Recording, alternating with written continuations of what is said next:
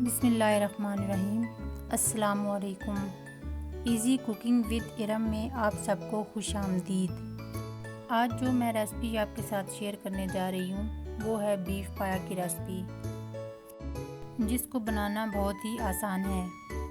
इसके लिए आपने सबसे पहले 10 टेबल स्पून जो घी प्रेशर कुकर में डालना है और इसको अच्छे से गर्म कर लेना है। जब घी अच्छे से गर्म हो जाए तो इसमें 2 नॉर्मल साइज़ की कटी हुई प्याज शामिल करें और इसे गोल्डन ब्राउन होने तक पकाएं। जब प्याज गोल्डन ब्राउन हो जाए तो 1 टेबल स्पून लहसुन अदरक का पेस्ट शामिल करें और उसे अच्छे से भून लें ताकि उसकी स्मेल ख़त्म हो जाए।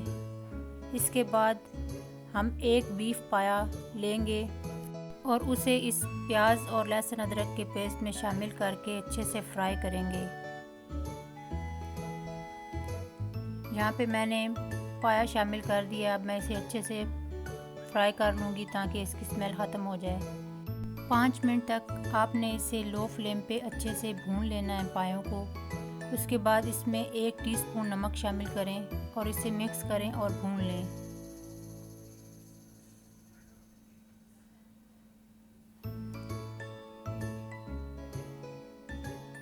अब इसमें 1.5 टीस्पून जो है वो सुरख मिर्च शामिल करें और इसको मिक्स कर लें।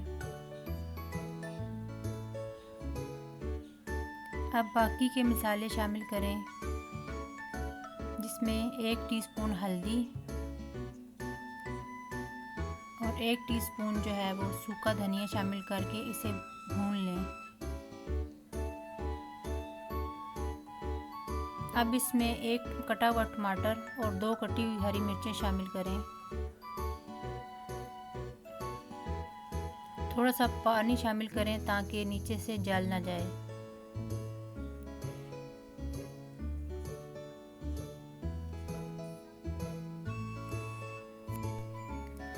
अब हम सब मसालों को थोड़ी देर भून लेंगे ताकि हमारे प्याज भी अच्छे से गल जाएं और थोड़ा थोड़ा पानी डाल के हम इनको गला लेंगे, मसाले भी अच्छे से भुन जाएं।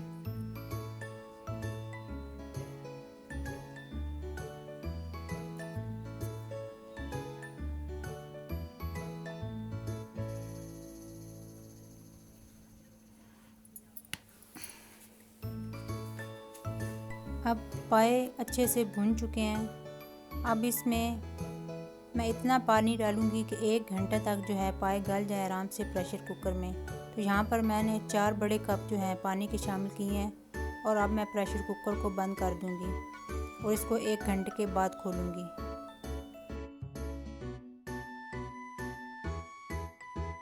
और यहाँ पर 1 घंटा हो चुका है। चूल्हा मैंने बंद कर दिया है, लेकिन इसकी भाप निकल जाए उसके बाद मैं इसको खोलूंगी।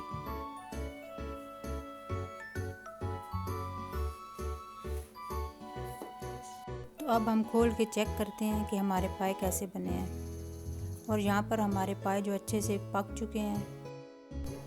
अब इसमें हरा धनिया और मेथी शामिल करें और 1 टीस्पून गरम मसाला शामिल करें और इन्हें अच्छे से मिक्स करें।